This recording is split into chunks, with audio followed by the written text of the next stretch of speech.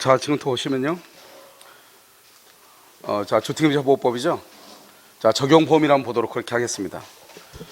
보면 이 법은요, 주거용 건물의 임대차죠. 그래서 우리가 상가는요, 그 상가 건물 임대차 보호법이 있잖아요. 그래서 이것은 주거용 건물의 임대차고요. 그 다음에 주거생활의 안정을 보장하는 목적으로 하는 것이고요. 여기서 이제 적용 범위라고 하는 것이 있잖아요. 이 법은 주거용 건물이에요. 그래서 여기서 보면 법의 적용 대상을 여기 대지를 제외한 건물에만 한정하는 취지가 아니다 이 말이죠. 그래서 나중에 보면 어떻게 되냐면 우리는 주택임대차 보호법임에도 불구하고요, 대지에 대한 매각 대금을 다 포함한단 말이죠. 그래서 전부 또는 일부의 임대차, 그래서 그 임차주택의 일부가 주거 외의 목적이죠. 주거 외, 이것을 우리 뭐냐, 겸용주택이다 이렇게 얘기하는 거예요. 자, 지금부터 이제 겸용주택으로만 보시면요, 이렇게 되는 것이죠. 우리가 이제 보면 여관이 있어요. 그래서 우리가 여관을 보면 방이 이렇게요, 몇 개가 있냐, 10개가 이렇게 있단 말이죠. 그런데 이 하나를 내실로 사용하고 있어요. 그러면 이 건물은 전체 상가 건물의 일부를 내실로 사용하고 있는 거잖아요. 그러니까 이것은 전체로 봤을 때 뭐가 되는 것이다? 이것은 상가인 거지. 그러니까 이 내실은 상가 건물의 일부를 상가 목적 외의 것으로 사용하고 있잖아요. 주거의 목적으로. 그러면 이것은 한 칸을 내실로 사용하고 있다. 그래서 이것이 주택임대차 보호법에 적용을 받는 것이 아니고 상가 건물 임대차 보호법에 적용을 받는 것이에요. 그 다음에 두 번째는요, 이제 그건 다방이에요. 다방 사건에서는 뭐라고 했냐, 여기가 지금 이렇게 홀이잖아요. 그러니까 여기가 뭐냐, 주방이 이렇게 있잖아요. 여기가 방이 2개가 있었거든요. 그러니까 이 사람들이요, 다방 영업을 하면서 그 다방에 있는 근무하는 사람들을 숙소로 사용하기 위해서 방이 2칸을 만들었거든요. 이것도 전체가 뭐죠? 영업용 건물의 일부를 지금 주거의 목적으로 사용하고 있잖아요. 그러면 이것은 전체로서 뭐가 되는 것이다? 상가가 되는 것이다. 이런 말이에요.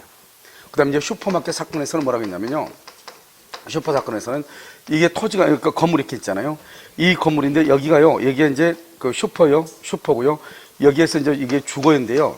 4인 가족이 있었는데 4인 가족이 다른 기거하는 장소가 있는 것이 아니고 이 4인 가족이 여기에서만 기거를 하는 거예요. 생활을요. 그러니까 여기 이 면적하고 이 면적을 봤을 때 물론 슈퍼의 면적이 더 크긴 커요. 하지만 이 사람들이 전체가요, 여기에서 잠을 자고 기거를 하고 있잖아요. 그러니까 이건 전체로서 뭐로 봤다? 판례가요, 주거로 이것은 본 것이에요. 알겠죠? 주거로. 근데 지금으로 이제 많이 보면 이런 사건들은 다 뭐냐면 예전에요, 상가 건물 임대차 보호법이 적용되지 않았을 때 이것이 상가 임대차냐 주택 임대차냐 이것이 문제가 됐을 때 나타난 사건들이고요. 특히는 슈퍼 같은 사건을 지금으로 본다고 한다면 그냥 이것은 상가인 것이지 주거로 보기는 힘들겠죠. 알겠죠? 그때는 이제 우리가요, 주택 임대차 보호법에 적용을 해가지고 주거용으로서 이 사람을 보호를 해야 되잖아요. 그래서 이제 나오는 판례들이다. 이렇게 보시면 되는 것이, 이것을 우리는 뭐라 한다? 겸용주택이다. 이렇게 얘기를 하는 것이에요. 아시겠죠? 자, 그 다음에 보면 동법에 적용 대상이 되는 주거용 건물인지 여부는 공부상 표시 그렇잖아요. 우리가요, 공부상 표시가 아니고 실지 용도가 무엇이냐, 여기에 따라서 달라지는 것이에요. 자, 지금부터 보시면 우리가 이제 여기에 지금 뭐냐면 이게요, 상가 건물이에요. 상가 건물인데 이것을요, 나중에 원룸으로 만들어서 사용하고 있단 말이죠. 그럼 이것은 원래는 공물은 건축물 대장에는요, 상가로 돼 있단 말이죠. 그런데 실제로 사용하고 있는 것이 뭐가 있죠? 원룸으로 사용하고 있잖아요. 그럼 이것은 주택임대차 보호법에 적용을 받는 거예요.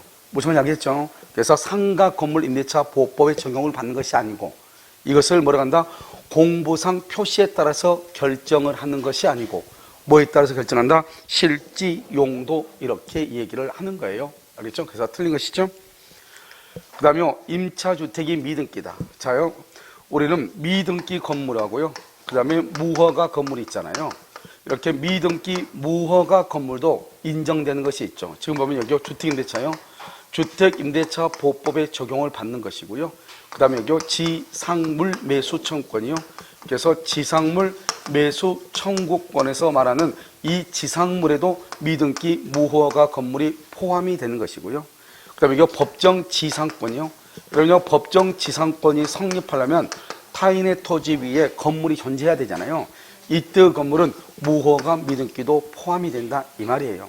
그래서 여기요, 미등기라든가 무허가 건물도 주택임대차 보호법에 적용을 받는다 이런 말이죠. 그런데요, 이런 한 가지 이제 미등기 건물은 일단 허가는 있는데 등기를 안 했다 이런 의미가 있잖아요. 그런데 무허가 건물 같은 경우는 뭐죠? 아직 허가 자체를 받지 못했잖아요. 그러니까 주택임대차 보호법에 주택임대차 보호법에서 적용을 받는 건물일 수는 있어도 뭐가 문제가 될 수 있죠? 나중에 경매 등을 할 때는요 문제가 될 수가 있어요. 아시겠죠? 그래서 그런 것은 이제 조심을 해야 되겠죠. 그래서 적용되지 아니한다 틀렸죠? 적용된다 이렇게 적용된다 이렇게. 그 다음에는요 임차권은요 이게 이제 그러면요 상속이란 말이 이거 왜 나오는지 모르겠지만 여기 보면 우리가 상속은 뭐죠? 재산권이죠. 재산권은 상속이 되는 거잖아요.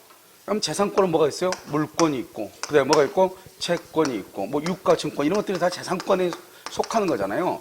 이런 것들은 다 상속이 당연히 되는 것이죠.